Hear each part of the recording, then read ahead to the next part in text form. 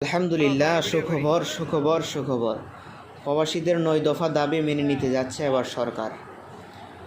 Number 1, প্রবাসীদের দাবির মধ্যে নাম্বার 1 দাবি হচ্ছে, নাম্বার 1, প্রবাসীদের লাশ ফ্রিতে দেশে নিতে হবে। নাম্বার 2, এয়ারপোর্টে ভিআইপি সম্মান দিতে হবে। নাম্বার 3, বিমানের টিকিট দাম কমিয়ে আনতে হবে। নাম্বার 4, প্রবাসীর ফ্যামিলির নিরাপত্তা দিতে হবে।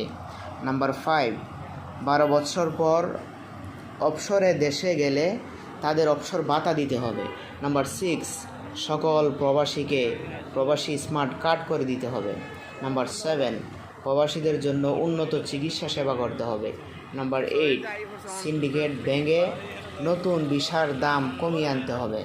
আলহামদুলিল্লাহ।